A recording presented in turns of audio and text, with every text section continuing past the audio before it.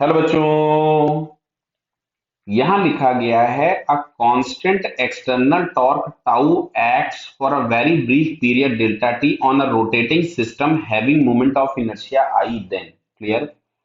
तो देखो, जैसे हम लोगों ने लीनियर इंपल्स पढ़ा था वैसे ही हम लोग एंगुलर इंपल्स पढ़ते हैं जिसको हम एल से डिनोट करते हैं, और ये हम लोगों के पास होता है टाउ डी टी अगर टाउ वेरिएबल है, और अगर टाउ कांस्टेंट होता है तो टाउ इंटू डेल्टा टी लिखते हैं। तो ये हम लोगों के पास आता है, इसको हम डेल्टा एल लिखें ज्यादा अच्छा होगा, चेंज इन एंगुलर मोमेंटम। और इसी चेंज इन एंगुलर मोमेंटम को हम लोग लिखते हैं एंगुलर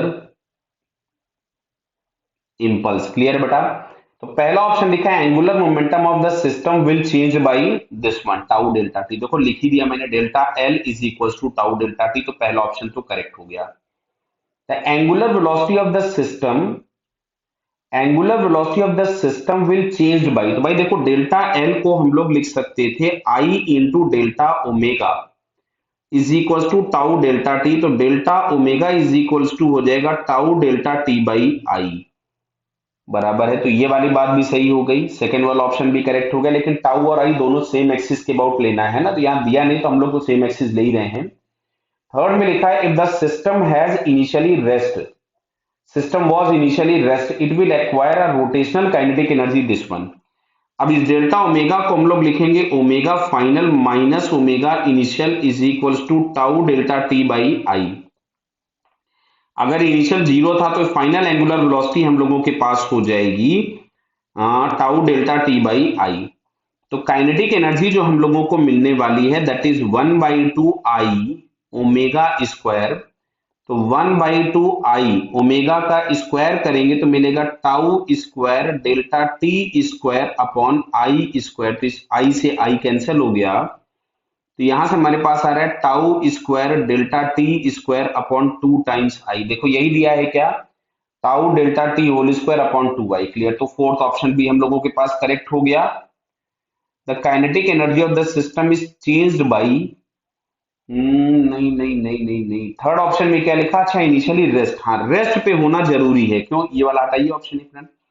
रेस्ट पे होना जरूरी है, क्यों, अगर रेस्ट पे नहीं होगा तो फाइनल वेलोसिटी ये नहीं आएगी, तो आपके पास जो भी काइनेटिक एनर्जी फाइनल मिल रही होगी वो ये नहीं आएगी। क्लियर है। अदरवाइज सुनना बात को ध्यान से, अब ये थर्ड वाला ऑप्शन हमारा करेक्ट हो गया। हम फोर्थ वाले पर डिस्कशन करते हैं।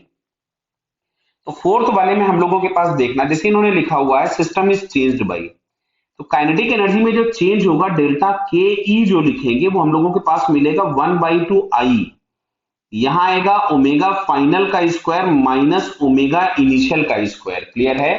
और ये जो हम लोगों के पास ओमेगा फाइनल ये वाला जो टर्म आया, ये केवल और केवल तभी आएगा जब इनिशियल वेलोसिटी जीरो हो, तब ये हम लोगों को आंसर मिलता। अदरवाइज चेंज के नाम पे अगर ये जीरो नहीं है तो यहां से हम लोगों के पास मिलेगा 1/2 आई, बराबर है। और ओमेगा फाइनल की जगह हम लोग लिखेंगे ओमेगा इनिशियल प्लस, बराबर है, ये देखिए ओमेगा फाइनल की जगह लिखिएगा ओमेगा इनिशियल, इसको हम इधर ले जाएंगे plus tau delta T by 2 का whole square minus omega initial का स्क्वायर। तो ये जो टर्म है वो इसके बराबर नहीं आएगा। क्लियर है। ये चीज तब आएगी जब ओमेगा इनिशियल क्या होता है, जीरो।